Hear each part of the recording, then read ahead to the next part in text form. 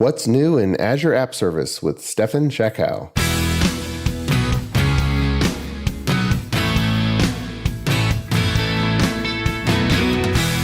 The Azure DevOps Podcast is a show for developers and DevOps professionals shipping software using Microsoft technologies. Each show brings you hard-hitting interviews with industry experts, innovating better methods, and sharing success stories. Listen on to learn how to increase quality, ship quickly, and operate well.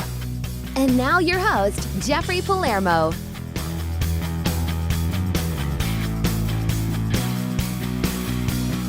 Welcome to the show. I'm Jeffrey Palermo, your host, and make sure to check out www.azuredevops.show for past episodes and show notes, and lots of virtual user group speaking is going on. If you have a .NET user group, I, as well as lots of other MVPs, would love to get on your schedule.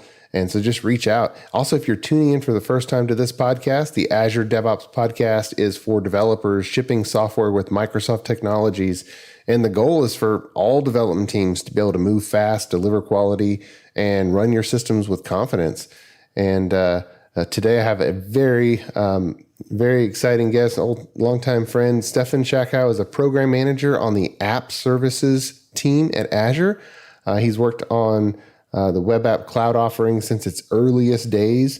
And in Azure, Stefan leads a team of program managers who work on the development and deployment of Azure App Service, as well as the development of Microsoft's on-premises and cloud hybrid products like Azure Pack and Azure Stack. So, Stefan, welcome to the show. How are you, sir? Doing great. Good to see you again. So, yeah, no matter what, in these parlous times, we still run into each other, even if it's virtually. So, right.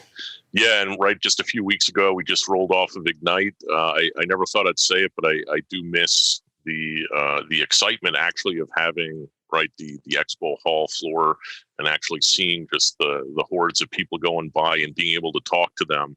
I admit I don't miss the 6+ hour flights back and forth and the pile-ups at the airport. But yeah, there's a lot to be said for just having informal face-to-face chats and interactions with folks. That gets a lot harder these days. Yeah, and for the people who've never been to a 20,000, 30,000 tech conference, it's definitely an experience. Yeah, as we always joke, right? I mean, at some of these places, it's like it feels like you could fit an aircraft carrier into the expo hall floor, and even for a lot of us, right? We're always like, "What the heck is this?" Demo booth that someone has sitting on the floor. I think it was.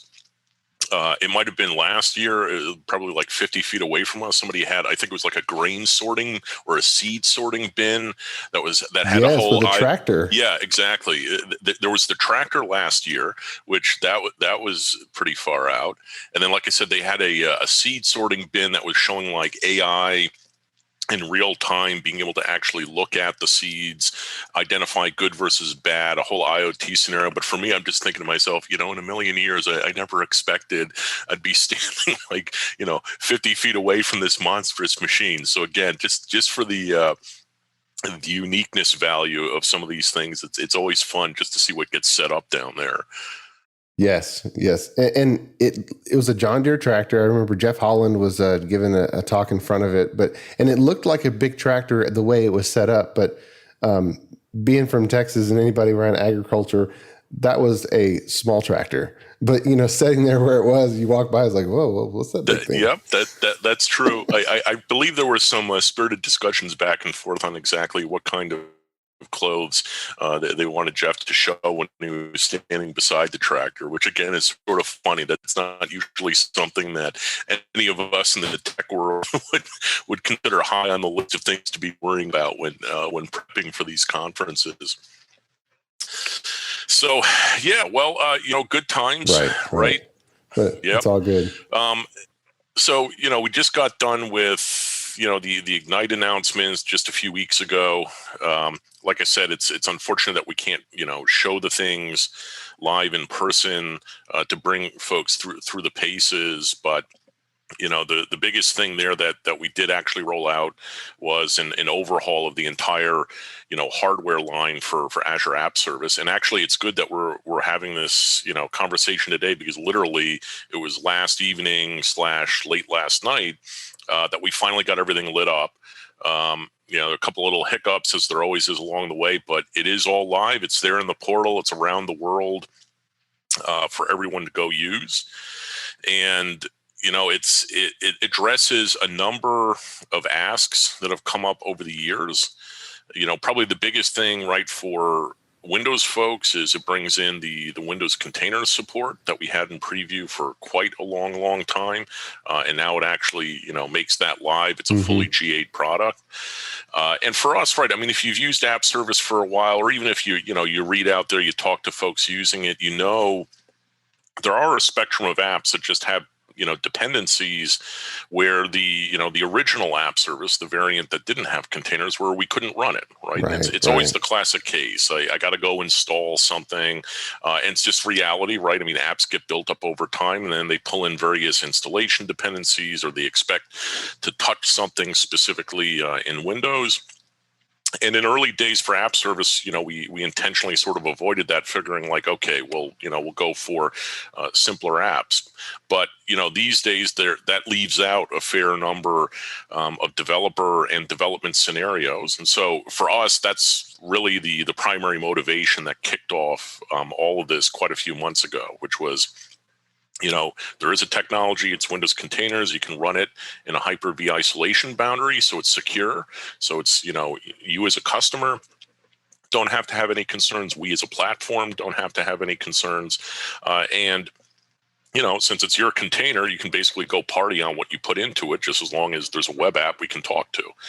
So that, we're pretty excited on. We think it'll make it make it more attractive to take some of those workloads that have those sort of dangling dependencies that otherwise you're like, oh boy, like there's no way I'm going to refactor this app to go get rid of that PDF writer, as an example. And it's like, guess what? You don't have to. You just, there's a little bit of work. You go Dockerize it. Visual Studio will definitely help you to do that. If you've got the original project, you can build it and go Dockerize it, and then go throw it up on our platform and go run it.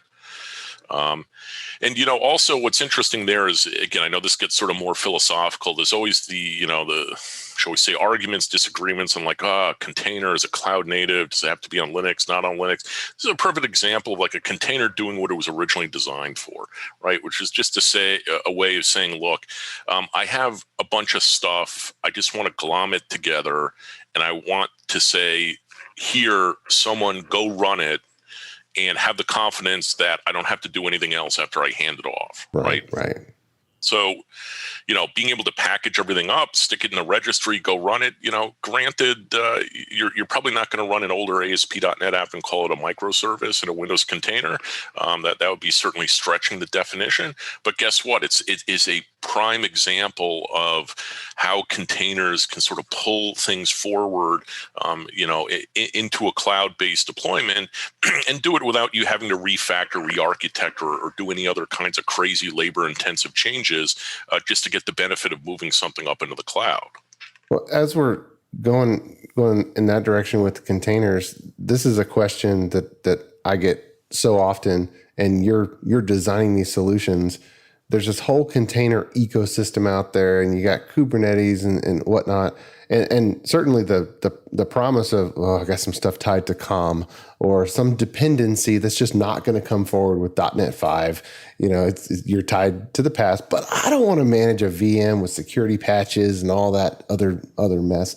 So what do you think is the go forward, it just works story for a container?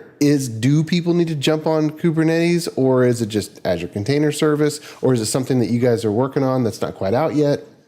Yeah, actually backing up a bit, it would be a matter of the first question is sort of quoting Shakespeare, to containerize or not to containerize, right? That is the question. And again, you ask 100 people, you're going to get 100 different answers.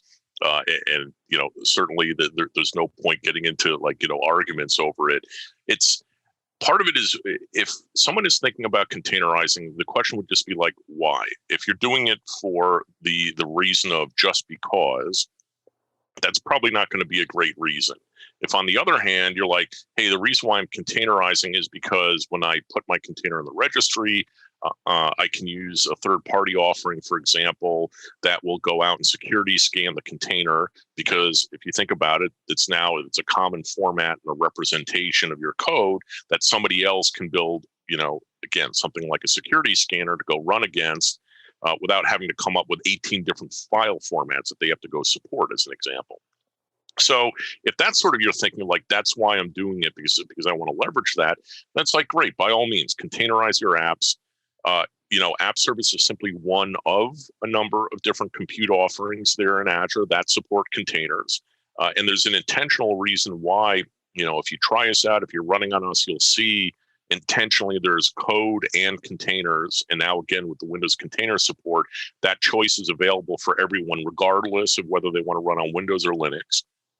And we're intentionally unopinionated about this, right? We're not here to go tell you you must do containers. We're not here to tell you got to go do source code.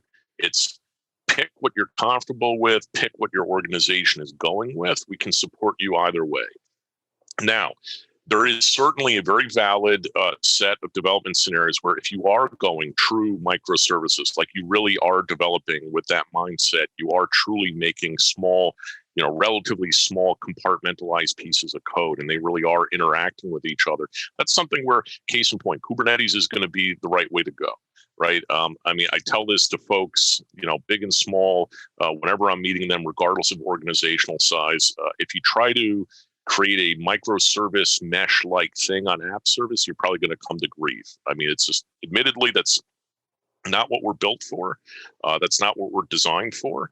And that's something where, again, the various frameworks that are out there that layer on top of Kubernetes, they're purpose built for that. Now, having it said that, the reality is the vast majority of time when I'm talking to folks, typically, if they're talking about microservices, really in large part what folks are doing is they're taking what would have traditionally been monolithic APIs, where, everything in the kitchen sink got jammed into it, and they're beginning to break those apart. With that said, the sharding that's going on, you still end up with sort of chunky pieces of functionality. It's just, instead of like one gigantic tarball, maybe you end up with 10, 15, 20, somewhat more granular pieces. Some folks would call that a microservice. It probably technically doesn't meet the pure definition of it. They're more like, reasonably factored APIs. And that's where, admittedly, you get into a gray area. You'll be able to run them great on App Service. You can certainly go out, containerize them as well, go run them on Kubernetes.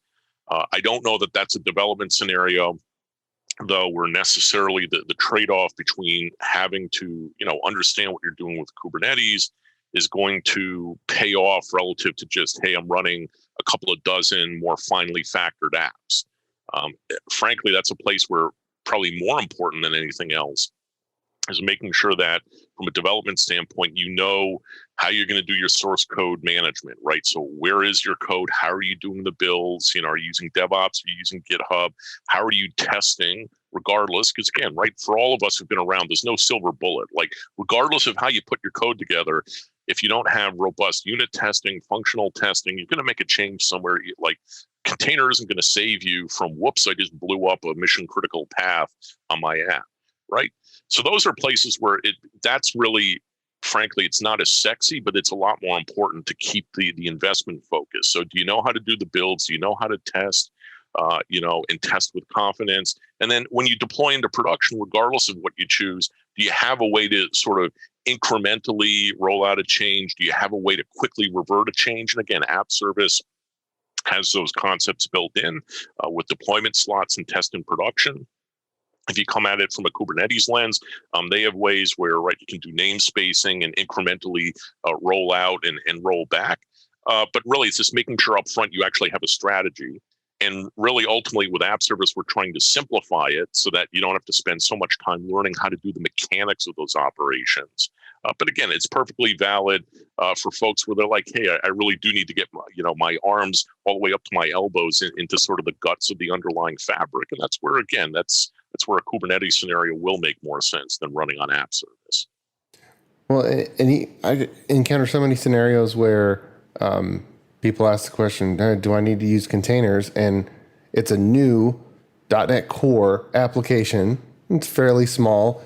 And it's like, well, you could, but you're not actually solving any problem that you have. And so whether or not you guys under the covers accept the deployment and seamlessly stick it in a container and run it for density or not, we just throw the .NET Core app and run it. Yeah, that's a perfect classic example, right? If you do .NET Core, and again, soon to be .NET, right? Branding, .NET development, .NET 5 development, exactly. So, let's say you whip that up in VS Code. If you deploy it onto the Linux side of App Service, as an example, underneath the hood, surprise, surprise, we're actually running you in a container. Because as a service provider and as a platform provider, containers are a great abstraction underneath the hood to do the metaphorical Lego building blocks and plug everything together. And that's actually another classic example where, again, I know it's a huge gray area in this, but a lot of the technologies that are out there, they make a lot more sense if you happen to be building a platform like we do with App Service, whereas sometimes they're a bit too low level and a bit too much overhead. If you're just like, look, I'm doing development, I have a business problem. Can I, iterate on my app and get a move on with life, right? And so with App Service, we're trying to say, okay, as a building block, of course, like literally on Linux, everything's running in a container, even if you're giving us compiled code or just raw source code. But the nice thing is you sitting on, your laptop, you're jamming away on VS Code. You don't have to worry about dragging a container into the mix. You can just quickly iterate on your code, keep on pushing it, and everything just works. Probably not surprisingly, I think over time, a lot of the container scenarios will fade more into the background. Similar ideas. Let's say you go do a build on GitHub, or again, you do it on DevOps. I think we're tracking towards a point where eventually underneath the hood, the output of that could very well just be a container.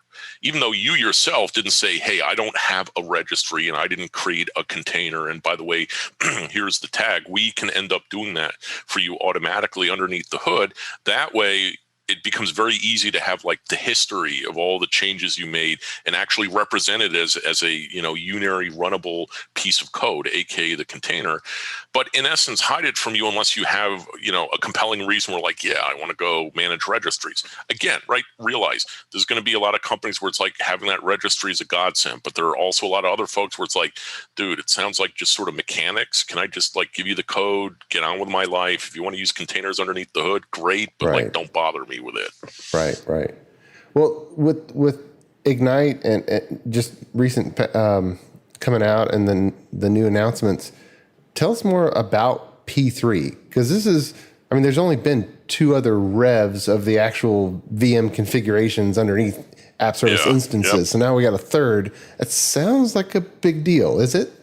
Yeah, so for us, it definitely is a big deal. We only get the opportunity to sort of roll over and refresh the underlying VMs that we use every couple of years, just because, right, we're providing an abstraction layer underneath the hood. And so for us, this is the first time in the last few years we've had an opportunity to refresh things. And there are a couple of technical aspects that are interesting, and there are quite a few non-technical aspects, which frankly I think are a lot more interesting. But for the technical aspects, the big thing is the top end of the Pv3 line brings in a 32 gigabyte memory option, which is great because we have, for example, .NET folks who run, for example, content management like workloads where you can never have enough memory. And so more memory is good. And then again, the classic case is I have more of a line of business style Java application. And again, it can actually make effective use of all that memory. So giving folks that extra headroom is great. It's also underneath the hood, just a more modern piece of hardware. So you'll see on the pricing pages in the portal that this is the first time for us in App Service that we're bringing the virtual CPU model. Probably not surprising, because if you've been looking at it from like IaaS or VM scale sets on Azure, that's been there for a few years. So all of these use the virtual CPU model, but again, they have higher memory densities per core. which for web workloads are great, right? You want, ultimately, it's typically memory, not so much CPU that you end up getting bound on. So like I said, we rolled that out. It includes the hyper-virtualization support underneath the hood, which enabled us to bring in Windows containers, but the SKU is available for everyone, Windows and Linux. You can deploy source code and container-based apps, pick and choose. Again, the intent here is not to force anyone down any specific path. Now, what's interesting about the non-technical aspects is it also gave us an opportunity to work with our business folks to also have what I would call more of a, shall we say, modern pricing structure. And again, if you've used Azure for a while, you're probably very familiar with things like what is a reserved instance offer, what is a dev test offer, right? There are ways to have more cost-effective options for running on Azure. So to give you an idea, right, we have dev test pricing for the new Pv3 SKU.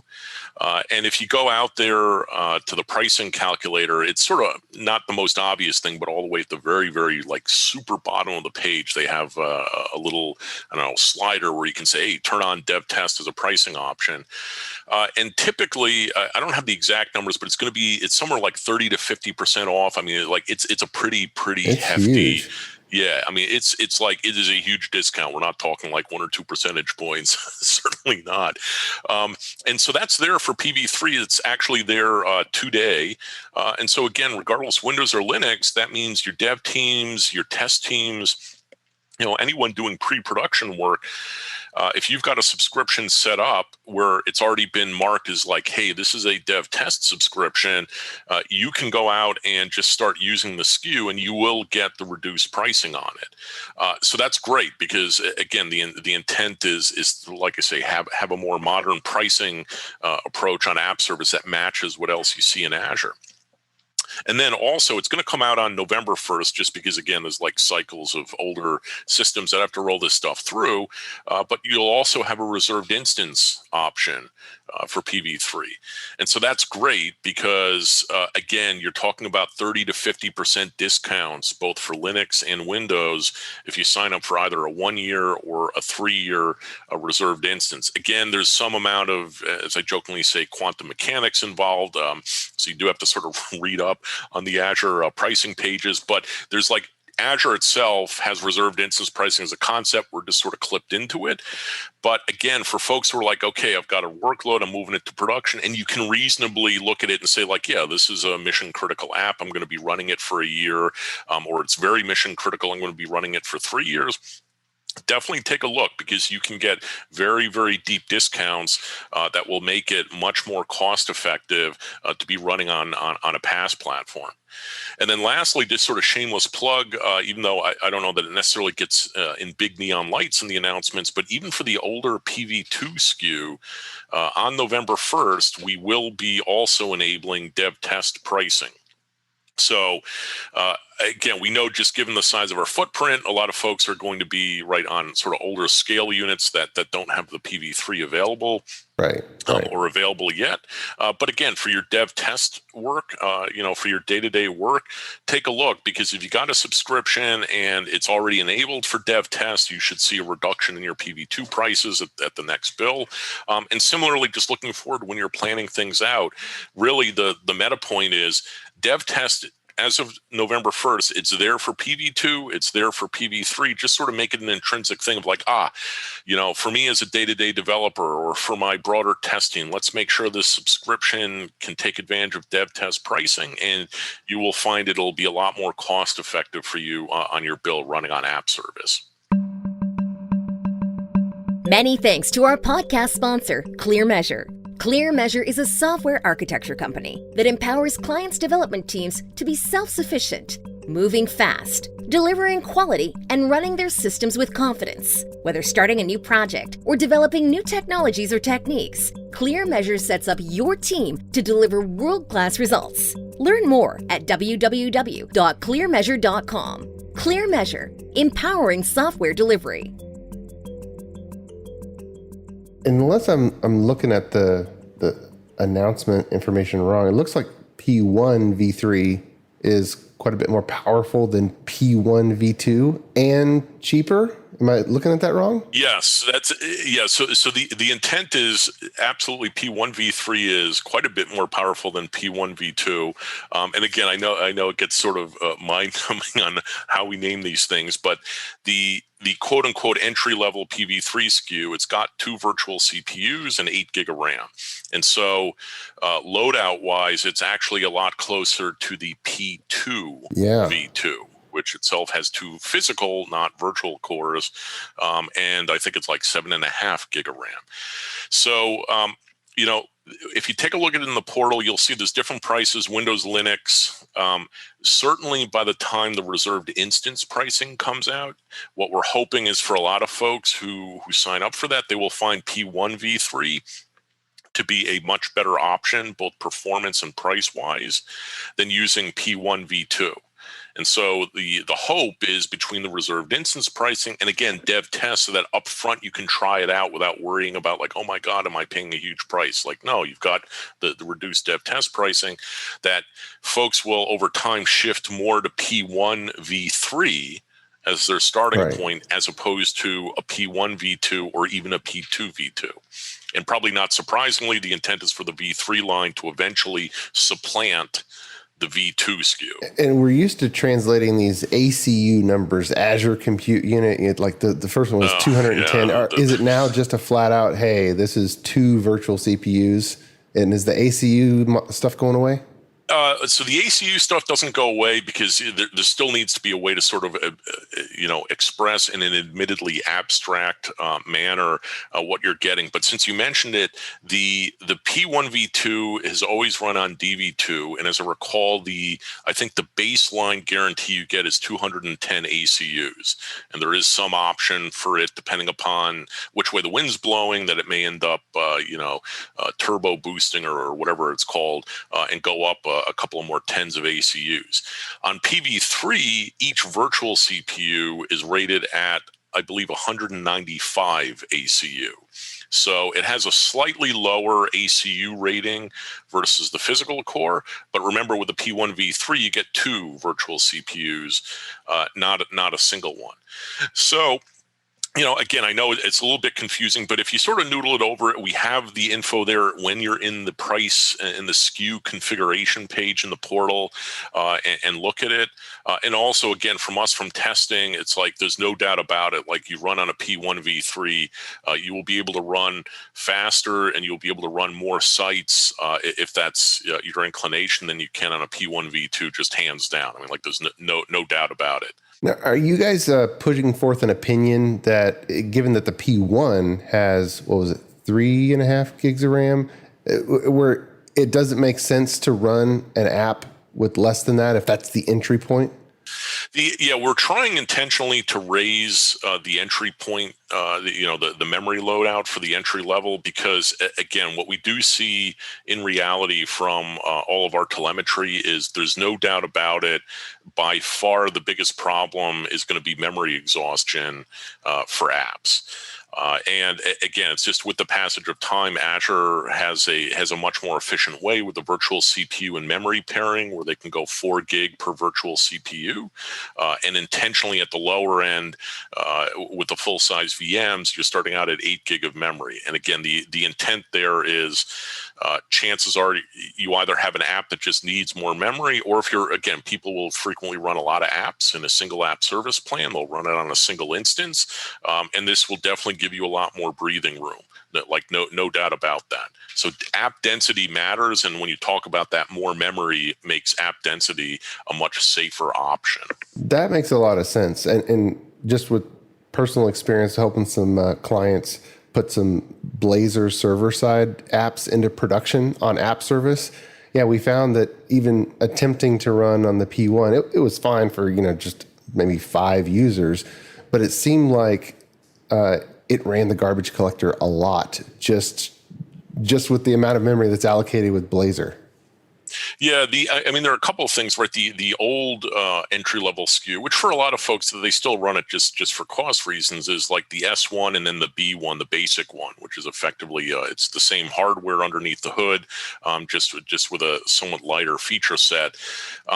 These days, I think they have closer to 2 gig of RAM available to them. But I mean, right, we all know as developers, like what these days is not, especially for Windows, admittedly, there's not a whole heck of a lot you can pack in 2 gigs of RAM, and you have to sort of be patient for Windows to swap things around to get to the point that it's actually running your app and not like, whatever the couple of dozen background processes are. It's a little bit more tenable, admittedly, for Linux, just right, given base OS footprint. So you don't, that's the problem. You don't get a whole lot of headroom. And that's why for the older SKUs, the next step up was 3.5 gig of RAM, where it's like, finally you have some breathing room. But to your point, depending upon what your app's doing, depending upon how many apps you have stuffed into the app service plan. And again, like I said, we see that from our own internal diagnostics data. It's not uncommon that developers accidentally get themselves into a bind and it's like, whoops, I'm actually chewing up the vast amount of memory. And to your point, right, the garbage collectors, memory management, they typically do better when the footprint of the app is comfortably less than the actual available amount of memory because, right, not surprisingly, the OS memory manager doesn't have to work as hard playing, silly pet tricks and like, okay, I'm going to put you in memory. No, I'm going to flush you to swap. Nope, I'm pulling you back in, right? This is better stating the obvious, right? Just keep everything resident in memory and, just leave it there. Right. So. You talked about the ACUs and the CPU. Can you shed some light on how it is where maybe application insights or the CPU will show that an instance has running at 200% CPU?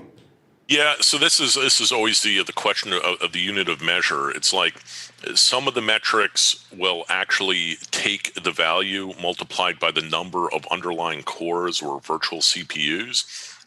And so you end up with wacky things like, hey, your app's using 400% CPU, which is still a bad thing. But really what's going on is it's basically telling you it's pegging all of the 4 CPUs underneath the hood. So that's something, if you do see a wacky metric like that, I know it's, again, a little bit of a brain teaser, but just keep in mind, like, okay, am I running on an underlying piece of hardware that has probably more than one? It's very simple. It's either 1, 2, or 4. With the Pv2, and then these days, I can see it already. We'll have people saying, why am I at 800% CPU with the 2, 4, and 8 virtual CPUs on the Pv3? So you will run into that. You will see that. And like I said, we do see some workloads. For example, it's not uncommon folks running functions where they're a much more focused workload doing a specific task, and they can chew up the CPU where they might run into that. Okay. And then on the reserve instance, which is really cool, just at a casual glance, I was thinking, okay, if I switch to the new V3 for the same and then go reserve instance, that's half price if you put those two together, somewhere in that ballpark. Yeah, it's like if you take, like I said, there are a couple of ways to slice it. One is if you go like the 3-year reserved instance, the actual, like the discount is somewhere in the ballpark of 50%, just like flat out, just from a dollars and cents perspective. But by the same token, like I said, let's take a look at the P1 V3. Let's try to keep it simple. So 2 virtual CPUs, 8 gig of RAM. Compare and contrast that to, for example, a P2 V2, that's 2 physical cores, 7.5 gig of RAM. So those are roughly equivalent. I say roughly because, right, the Pv3 is a little more memory. The P2 V2 technically has physical cores, so under certain conditions, it can probably crank more CPU cycles. But in general, what we think pricing wise is if you look at a P1 V3 versus a P2 V2, you're probably going to be in the same ballpark performance wise. Now, suddenly I can take a reserved instance and knock down the price of that P1 V3 anywhere from 30 to 50% relative to, for example, that P2 V2. And furthermore, and again, I know it's sort of confusing when we're just talking about it, but the P1 V3 actually sort of sits in between the P1 V2 and the P2 V2. And there's going to be a test in 15 minutes. And yeah, no, I'm joking. But like, this is one of these things where, sort of take a look at it over time and scratch your head. But literally, like the P1 V3, just retail pricing wise, it's a little bit less expensive than a P2 V2. You then layer in a reserved instance and knock down the price 30 to 50%. And that's our whole point. We think like once folks sort of admittedly go through the mental gymnastics of like, okay, what does this actually net out to? like you really should take a serious look and be like, holy cow, I think you're going to be getting performance that at least is as good as a P2 V2. And again, it's going to be 30 to 50% less once you put in a reserved instance price. And like I said a few minutes ago, it's intentional. We're hoping that over time, as we ramp this up, that folks are like, this is a great SKU. I'm going to, at least going forward, start switching to using Pv3 instead of Pv2. Well, who would not do it? I'm just thinking of all the different scenarios where even if your scale up rules, take you to some number of instances, but you always come back down to one for, your low times, that one should be a reserved instance, unless you expect to decommission your production environment, at least have one. Yeah, you actually hit the nail on the head, which is, and again, this is more of a non-technical aspect. It's like, okay, you got this reserved instance, but like, how much do I buy, right? You don't want to overbuy, because then, okay, on one hand, you paid us, but now it's an underutilized resource. But you hit the nail on the head, which is, what is a reasonable estimate of your base load? Like, what are you still planning to be running on a Saturday or a Sunday, right? And literally, if it's going to be, I'm going to be running one instance, guess what? Start out with that. Just say, regardless of whatever I'm doing, I'm going to buy the equivalent of one instance worth of a Pv3 at a reserved instance price, because you're always going to be running at least that much. And so you'll be able to make 100% benefit of that, and then monitor over time and look at like, okay, how much am I scaling out? Does it make sense to nudge it up to 2 or 3? But start with one. And that's, again, the great thing about this is you can always come back tomorrow and be like, okay, I have a better understanding of what's going on. Let's actually opt in for a few more reserved instances. But start with one and take it from there. All right, so let's do a scenario just so that people know what to do. Let's and see if it throws a wrench in it. Let's say someone has one instance of P1 V2 for off times and baseline, but they have certain events where it's like, okay, we know we scale up preemptively for these types of events, and they scale up number of instances, but they also preemptively scale up to maybe P2 V3. Is that all baked into the reserve instance pricing? Temporary scale ups? So the deal is, you can absolutely do what you just said. However, the way the reserved instance pricing works is when you sign up, you say, for a given SKU, I'm going to sign up for a 1-year or a 3-year commitment, multiplied by basically however many instances of that SKU you want. So let's keep it simple and say you're buying, regardless of 1-year reserved instance. What you would do is the minimum unit of measure you're going to get away with is buying a single Pv3, which in your case, let's say you wanted a P2 V3. So you'd go into the reserved instance UX in the portal and you'd say, yes, I'm going to prepay the 1-year reserved instance price for a single P2 V3. At that point, what will happen is, underneath the hood, whenever you're running on that P2 V3 and we're emitting meters, in essence, those are going to get matched against the reserved instance credits that you've now accrued. And so this is the challenge, right? If it turns out that you're not running on Pv3, like if you literally are micro optimizing, you're saying, okay, I'm actually going to go all the way down to a Pv2 on Saturday and Sunday. Well, you didn't buy reserved instance price for that. Right. So your credits are lying idle. Now, by the same token, let's say Monday through Friday, you suddenly switch over and you're running on Pv3. And let's say you're running on more than a single instance. Let's say you're running on 2 of them. That's fine, because again, every month, in essence, you put into the bank, as it were, the equivalent of this P2 V3. And you said, I already prepaid it.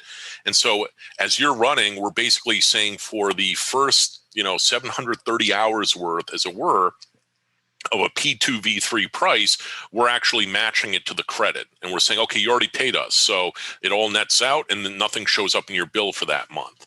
That's even better. Yes. Because 6 months through the year, if I've used up all of the credit, and if I go to P3 V3, because it sounds like V3 is the SKU, regardless of 1, 2, or 3. Yep. 6 months into the year, you use up all of your stuff. Can we re-up? So the thing is, with the reserved instance stuff, it goes, I believe it goes month by month. Yeah. So I don't think you can like forward pay a year and then burn it in a month. It's like there's so much in January and so much in February and March and April and May. But even if I have this big cycle and I know how much I use in a given month, if it's just using Yes. credits as opposed to, the trough of the scale out curve, that's even better. Yeah, so that's the thing. What I expect is over time, as folks get familiar with it, it's to what you said earlier, which is, you can go out and buy enough to just match the trough, or you can say, hey, over the course of a month with my yo-yoing up and down, I know that if I average that out over, 30 days or so, slash 730 hours, that actually I need to buy a second instance worth of reserved instances. You can do that. And just like I said, behind the scenes, we're just constantly emitting this meter and saying, how many cumulative hours did you use? And if you've already banked it, with a specific variant of the SKU, we're just going to match it to what you already banked, and we'll just burn it up. So yeah, it is.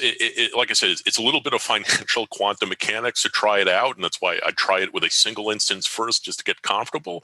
But certainly for instance 2 and beyond, you do a little bit of math. But yeah, you can build up a nice monthly credit, and you can basically sponge up those spikes. But again, to be fully transparent, even though it would be nice, but please don't do it. Don't overspend on the reserved instance, because I also don't want any of you to be in the position where like, oh crap, I went out and bought way too much and I'm not using it. Start with one, do it like anything else with scaling in Azure. Start simple, start with a baseline, monitor, tune it, and adjust, rinse and repeat, right? I mean, that's how you do anything these days in the cloud. Right. Wow, this is good stuff. And I can't wait for 3 weeks from now. It's coming out. So like I said, November 1st is when the back-end systems with the reserved instance pricing are all going to be online. And then when you go into, basically it's not our part of the portal, but the Azure pricing portal, you'll be able to sign up and you'll see that our SKUs will be there in the list of options that you can choose. And like I said, 1 year, 3 year RI options, and it'll be there for all 3 variants of the Pv3 SKU. Awesome. Fantastic. And that's going to be a big release. That's the .NET 5 date as well, I believe. Yeah, I was going to say November is, November is a busy month across a lot of dimensions, certainly here in Azure and as well as with .NET. It is absolutely, it's a busy month. Yeah, for sure. All right. Well, this is awesome. Hey, Stefan, thanks so much for sharing this information. We probably could have dove into all kinds of stuff for another hour, but maybe we'll have to do that too. Yep. All right. Cool. No, it's great chatting with you, and thank you everyone for who's listening in. Awesome. We'll include the URLs to the pricing pages and V3 in the show notes so everybody can know where that is, but it's an easy internet search as well. So. All right. Well, thanks for coming on the show, and listeners, until next time, keep shipping. You've been listening to the Azure DevOps Podcast, a show for developers and DevOps professionals shipping software using Microsoft technologies. Go to www.azuredevops.show for show notes and other episodes. On behalf of your host, Jeffrey Palermo, and our sponsors, thanks for listening, and may God bless you.